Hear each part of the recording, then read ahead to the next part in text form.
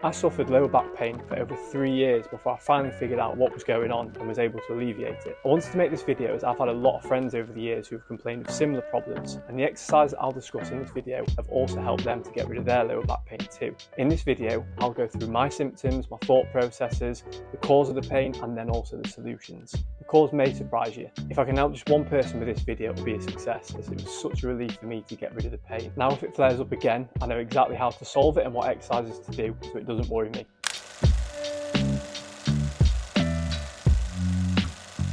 Let's go back in time. The year is 2017. I woke up one morning and my lower back was ridiculously stiff. I felt as if my lower back had been replaced by like a metal pole that wouldn't bend. It felt stiff most mornings, but this was something completely different. I played football the night before, so I thought maybe I'd just tweaked a nerve or something. So I carried on my day as normal, tried not to think of it too much. It slowly did get better throughout the day as I sort of warmed up. In the evening, I decided to go to the gym to lift some weights. I should have really just rested, but I had an upcoming holiday approaching, so I was doubling down on my gym efforts and trying to go every single day that I could. My back felt more and more stiff throughout the session, but nothing like fully went. So I finished the session, went back home, didn't really think anything of it. The next morning, I genuinely couldn't sit up. When I went to bend my torso, I'd get this really bad sharp pain in my lower back. So the only way I could get out of bed was to keep completely straight and just slowly slide to the end of the bed, making sure that I'm not bending anything at all. Weirdly, when I was standing up straight, I was absolutely fine. There was no pain at all. It was only once I bent my torso and went to bend down that I'd actually get the pain. I'd rest for about a week and things would slowly get better. However, I was left with this persistent fear of having a really weak back, and I was hyper aware of it with everything that I was doing. Picking anything up from a lower shelf was an absolute no-go. Putting my gym bag in the lower lockers, definitely not. It always had to be the top one. And if there was a dish that had to go on the bottom shelf, I'd literally get on my hands and knees. The best way I could describe it was it felt like my lower back was ice cold and I needed someone to come in and warm it up. It wasn't like a sharp pain, and because of that it was quite difficult to pinpoint, which in some way did make it worse, because at least if you've got a bit of a sharp pain you can pinpoint it and you can understand what's going on.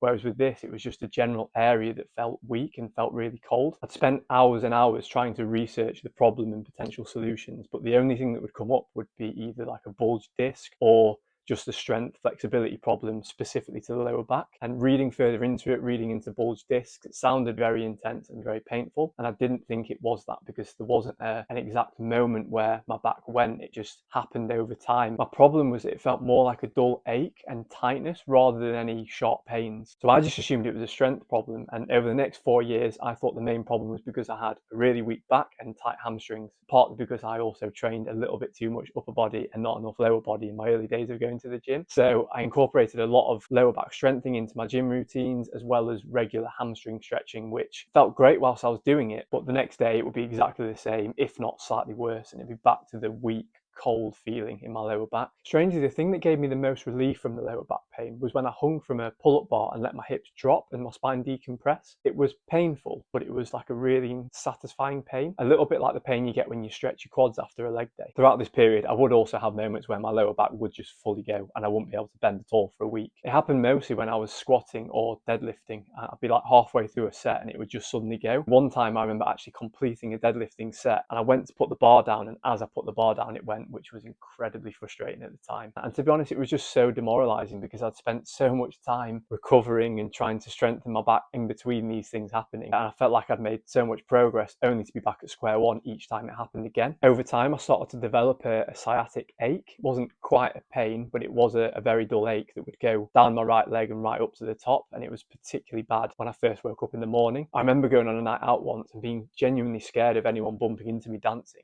My back was in such a weak state. I think what made it worse was the fact that I was 22 at the time, and I couldn't help but think, wow, if it's this bad at 22, what am I going to be like at 50, 60 years old? Am I really going to have to deal with this for the rest of my life? So I decided enough was enough. I had to find the solution.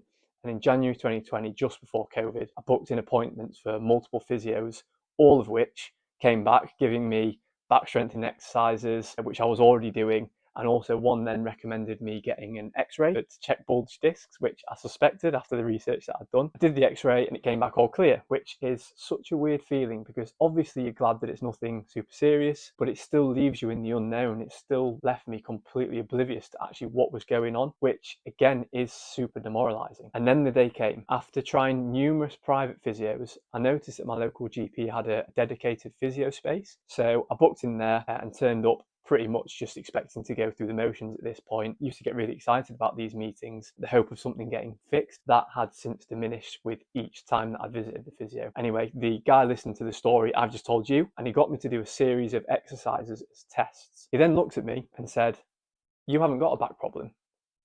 And I looked back at him and I was a little bit shocked.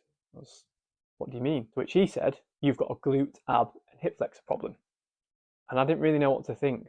Was this guy listening to what I was saying? Like it's my back that's the problem? But the fact that this was so different to anything I'd heard before from the previous physios also excited me a little bit as well. I thought, well, could this be it? He then began asking me a series of questions about my lifestyle. How long do I sit at a desk? How much time do I spend driving? Which ended up with me realizing that I spend most of my day sat down. He told me I had what was called anterior pelvic tilt, which is becoming increasingly common in today's population due to the amount of time that people are sat down for. He then asked me, how often do you stretch your hip flexors? To which I replied, never. Strengthen your glutes? Very rarely. And lower abs?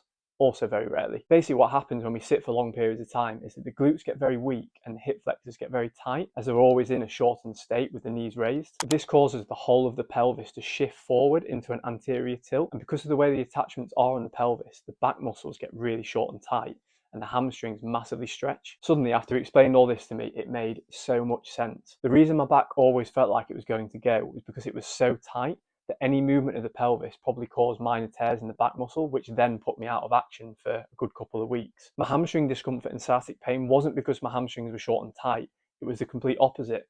They were long and being heavily stretched. The whole body is a kinetic chain, and it's the same with other areas of the body as well.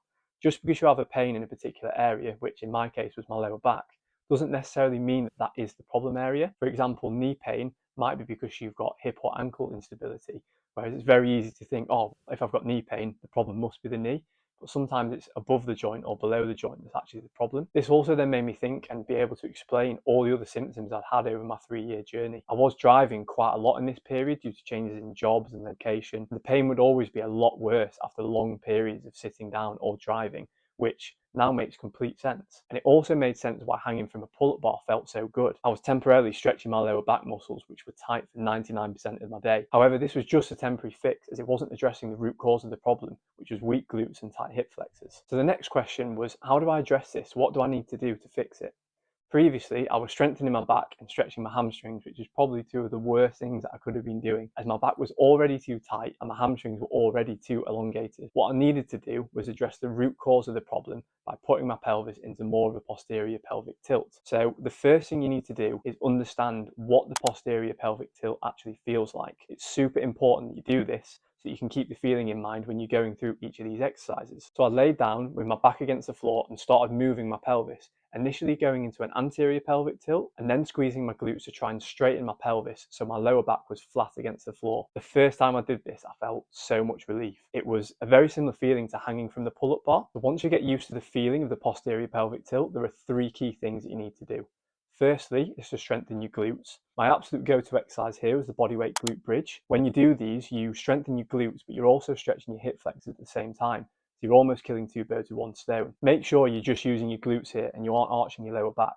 Recognizing the feeling of the posterior pelvic tilt will help you to gauge when you're doing it correctly. You can mix this exercise up by holding the bridge at the top or doing single leg bridges. You can then progress this to doing it with a barbell or a glute machine. Initially, just do it with body weight, it's more than enough. Other great exercises to do are Bulgarian split squats and also lunges too. So the second thing you should be doing is stretching your hip flexors. A great way to do this is the hip flexor lunge position. Spend some time here and make sure that you keep switching legs. Squeezing your glutes in this position also helps to intensify the stretch. And the third thing that you should be doing is strengthening your lower abs. This is a little bit more difficult at this stage. You want to target your lower abs without firing up your hip flexors too much, as the whole point is that you're trying to lengthen your hip flexors while strengthening your lower abs. I would personally avoid things like hanging leg raises for now. Instead, I used to lay on my back and squeeze my glutes to put myself into that posterior pelvic position, and then I would slowly raise my legs, focusing on squeezing and contracting my abs keeping my lower back against the floor. I felt like this helped to target my abs, but it also minimized the activation of my hip flexors. With all these exercises, it's important to keep in mind the feeling of the posterior pelvic tilt that you experienced on the floor, as well as understanding the diagram that I put on the screen earlier. It leads to an understanding of the most effective exercises you can do to help with the problem. And although tempting, personally, I would avoid any hamstring flexibility for now. You may feel like you want to, as they'll feel really tight, but remember, this isn't addressing the root problem and could make things worse at this stage, as they're already heavily elongated. I did all of these exercises daily for about 3 months, and I've never looked back. The pain and weakness decreased with each day until it was completely gone. And I tried to stay pretty consistent with my training, but even if I've not trained for a few weeks, or been particularly busy at work, or been sitting down for extended periods of time, the sciatic ache can come back every now and again. But the difference is now that I know how to deal with it, one 15-minute session of the above exercises just gets rid of it. Obviously, this is just my story, and it won't be applicable to everyone. This isn't medical advice, and if you have a serious concern, you should consult a healthcare professional to get things checked out. If you'd like me to do a video showing a step-by-step tutorial of the exact exercises I did, then please let me know in the comments below. I wanted to just make sure that people have the information first. Please also let me know how you get on and if these exercises help you. They certainly help me. Thank you.